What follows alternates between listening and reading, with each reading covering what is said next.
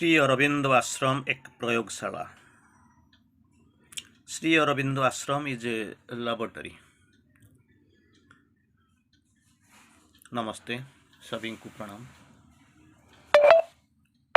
जैसे हम जानते हैं, पंडिचेरी में श्री अरविंदो जी के आश्रम हैं और आप सारे शायद बैरिंग ए फ्यू, कुछ लोगों को छोड़ के, जो आप मेरे सामने बैठे हो या यूट्यूब में इसको इस एपिसोड को देख रहे हो, तो आपको ज़रूर मालूम है कि श्री अरविंदो आश्रम पंडिचेरी में है। It is a unique laboratory, प्रयोगशाला। हर वक्त कुछ ना कुछ प्रयोग किया जाता है, कैसे उच्चतर चेतना को प्राप्ति करना है और कैसे उच्चतर जीवन को यापन करना है, कैसे जीना है, इसी के बारे में हर वक्त, हर पल, हर दिन हम कुछ ना कुछ प्रयोग करते हैं। इट इज़ ए लैबोरेटरी, कुछ ना कुछ चलता है और you are acquainted with it. आपको ये इसमें आप भाग ले रहे हैं। तो क्या बोलते हैं, आध्यात्मिक और अतिमानसिक योग का ये एक प्रयोगशाला है। प्रयोगशाला, लैबोरेटरी तो हर स्कूल में देखो, इसके कंपलसरी साइंस लैबोरेटरी तो होगा, कॉलेज में तो साइंस के लिए ज़रूर तो होगा। लेकिन क्या होता है, ये कौन सा लैबोरेटरी है, प्रयोगशाला है। आध्यात्मिक और अतिमानसिक योगों का एक प्रयोगशाला है। यह क्या होता है, आवश्यक नहीं है बल्कि अनिवार्य है। It is not a need but it is inevitable. अनिवार्य ये होता है कि नाना प्रकार के मनुष्य मानव जाति की प्रतिनिधि के रूप में उपस्थित हो। नाना प्रकार के डिफरेंट टाइप ऑफ मैन,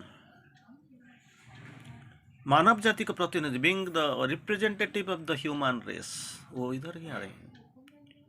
और आपको ये थोड़ा सा याद दिलाना चाहता हूँ, पंडिचेरी सभी धर्मों का, सभी जाति का, सभी देशों का, सभी वर्गों का, सभी चेतनाओं का लोग उधर बैठे हुए हैं। It is a very deep issue.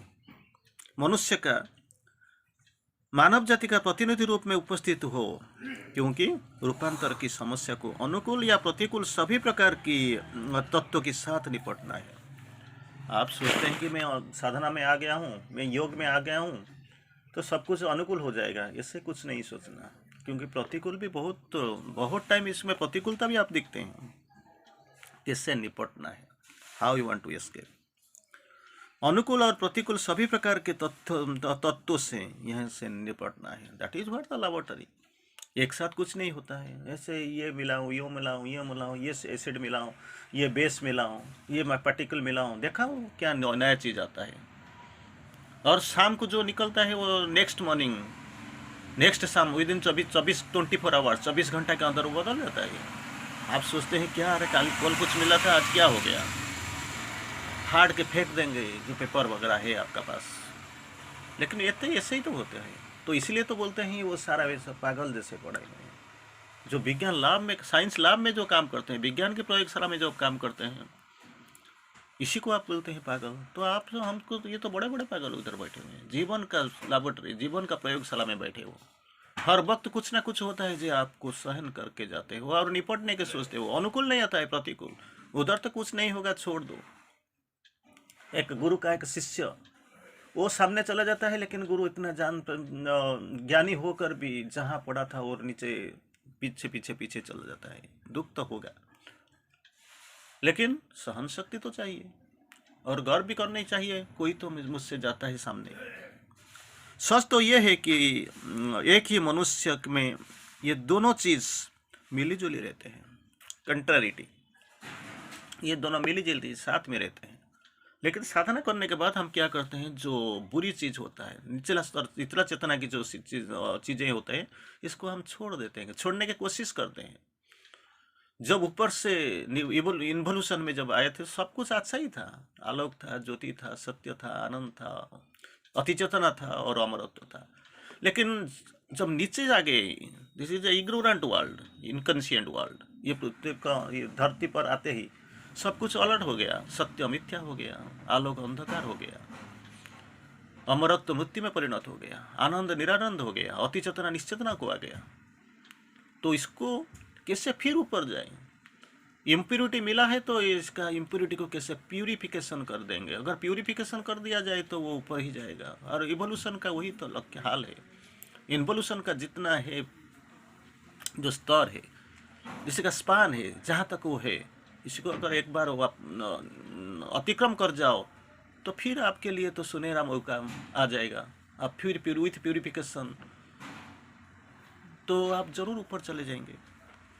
मिली जुली रहते हैं। यदि केवल सात्विक और सुसंस्कृत मनुष्य ही योग में लिया जाए, सात्विक और सुसंस्कृत ये दोनों को, यही जैसे लोग को अगर आश्रम में योग में लिया जाए तो बाकी लोग करेंगे क्या? जो समाज में 2-4 पड़े हुए हैं, जैसे विभीषण लंका में थे, अगर इसको लंका को छोड़ के, पिटाई के बाद अगर छोड़ के चला जाता तो क्या होता? लंका तो और भी खराब हो जाता। हनुमान कहाँ आते और कहाँ पाँव रखते हैं? It was a base.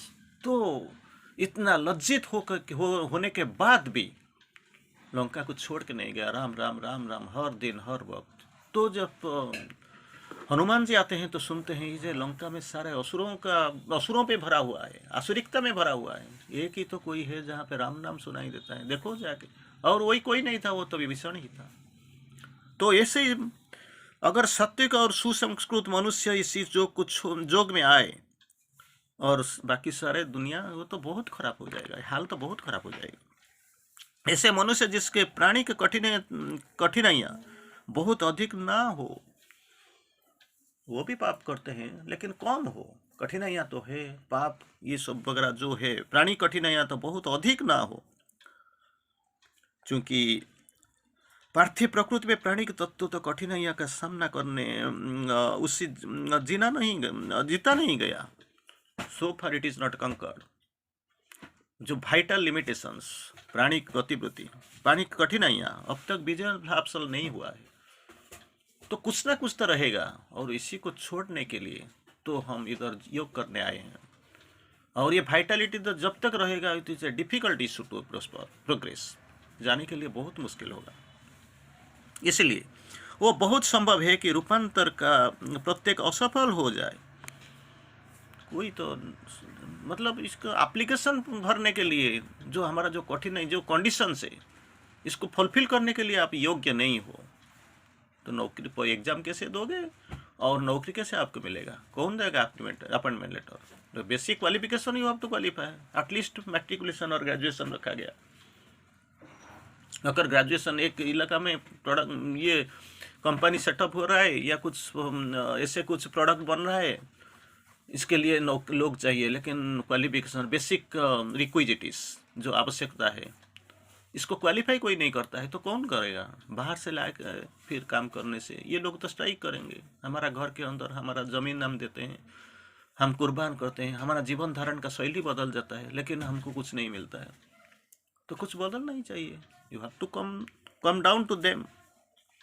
असफल हो जाए कुछ अवस्थाएं में, जहाँ तक हो सकता है कि मानसिक, प्राणिक और शारीरिक तत्वों के ऊपर एक अधिमानसिक स्तर की उपस्थिति हो। कभी कभी आप देख सकते हैं the presence of the over mind, वो भी कभी कभी देखते हैं, लेकिन ओवर माइंड का जो लाइट, जो पावर वो आ सकता है। इनकॉन्शियंट का, निश्चेतना का जो भित्तिभूमि इतना थिक, डेंस, गंभीर होता है, थोड़ा सा पेनिट्रेट अंदर जा सकता है, लेकिन इसको ट्रांसफॉर्म कर नहीं सकता। तो कभी कभी प्राणिक, शारीरिक और मानसिक स्तर के ऊपर आप अधिमानसिक उपस्थिति को पा सकते हैं, लेकिन अतिमानस की नहीं है। लेकिन अतिमानस या सर्वोच्च रूपांतर नहीं होगा। इसीलिए तो क्या करना पड़ेगा?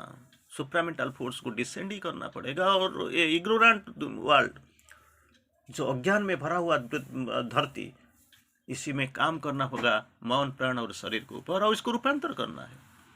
इनकॉन्शियंट पे अंदर घुस कर इसको रूपांतर करना है, बदल डाला है।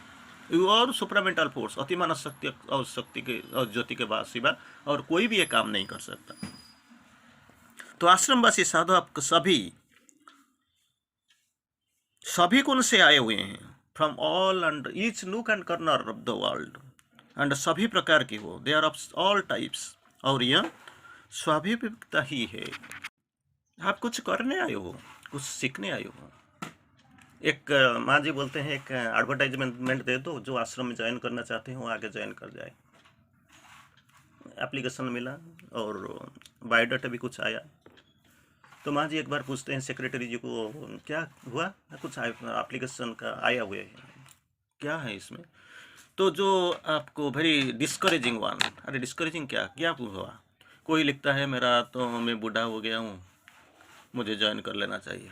कोई बोलता है मेरा बीबी तो मर गया, कोई बोलता है मेरा पति तो मर गया, मैं जाकर ज्वाइन कर लूँगा। और कोई बोलता है मेरा बच्चे हैं, वो मेरा केयर नहीं लेते हैं, मैं ऐसे पड़ा हूँ, मुझे आश्रम में ज्वाइन कर लेना चाहिए।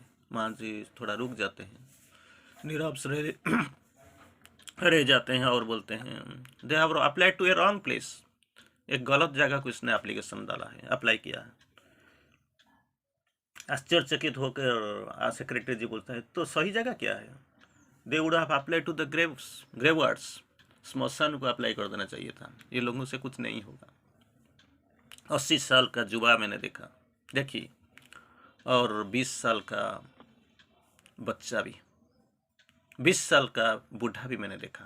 सॉरी 80 ईयर्स ऑफ यंग जुबा, 80 साल का मैंने देखा और 20 साल का बूढ़ा भी देखा। It depends upon your attitude.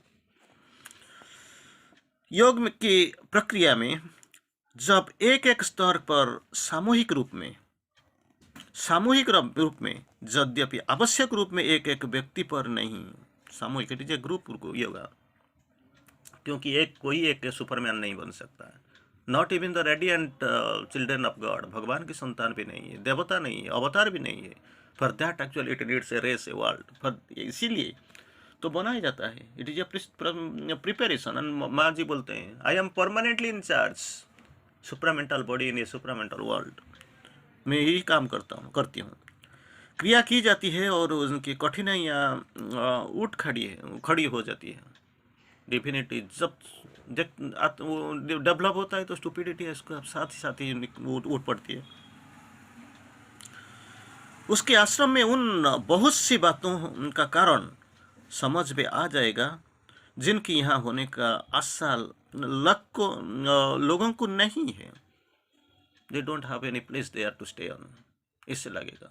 और कहीं कहीं लोग मैंने देखा है, क्योंकि मैं अभी एक बार बोल चुका हूँ, काफ़ी साल एक दशंधि तक मैं पंडिचेरी एटमॉस्फेयर में, आश्रम एटमॉस्फेयर में रह चुका हूँ। अभी भी जाना आना मेरा लगा ही रहा, मैं बंद नहीं हुआ, मैं जाता हूँ आता हूँ। और यही काम है जो जो प्रयोगशाला में प्रारंभिक कार्य समाप्त हो जाएगा तो स्थिति अवश्य बदल जाएगी। लेकिन initially it is a top one, जैसे लगेगा क्यों हूँ, क्या करता हूँ, दिख नहीं पाऊँगा। इनिशियली तो बहुत अच्छा लगेगा, अच्छा देखो आश्रम है, प्रणाम करो, चलो, खाना खाना भी थोड़ा अच्छा लगेगा। और देखो आपका पास एक सोच रहेगा मैं कभी आश्रमाइट बन जाऊंगा और आश्रम जाके प्लेग्राउंड में कुछ एक्सरसाइज वगैरह करूंगा और ये थिएटर जाके प्रोग्राम करूंगा। और इसके साथ साथ भी आपको मुझे परमिशन मिल जाएगा 2 दिसंबर के लिए भी मैं जाऊंगा, ये सब कुछ हो जाएगा। लेकिन कुछ दिन के बाद और सब ज़्यादा से ज़्यादा आश्रमाइटी बनने के बाद ये सब आपका कुछ दूसरा रूप दिखाई देगा पड़ेगा। जो भी हो, मुझे कुछ इसमें बोलना नहीं। उनके अतिरिक्त आश्रमवासियों का साधारण प्रकार के मानवीय मेलजोल पर अधिक जोर नहीं दिया गया है। एवरीबॉडी इज फ्री, मिलजुल पर ज़्यादा नहीं है, क्योंकि लक्ष्य नहीं है। This is not our aim. पारस्परिक सद्भाव, समादर और सौजन्य तो सदैव होना ही चाहिए। पारस्परिक सद्भाव, समादर और सौजन्य ये तो होना ही चाहिए रहेगा। लेकिन लक्ष्य क्या है? लक्ष्य तो एक ही नई चेतना की एकत्र प्राप्त करना है। नई चेतना, न्यू कॉन्शियसनेस हर एक के लिए सबसे मुख्य चीज यही है। It is the most important for everybody. साधना करना, नवीन चेतना में पहुंचना और यहाँ एकत्व की उपलब्धि करना, यही 3 चीज है। साधना करो, नवीन चेतना की में पहुंचो और एकत्व की उपलब्धि, रियलाइजेशन ऑफ यूनिटी, यही है हमारा लक्ष्य।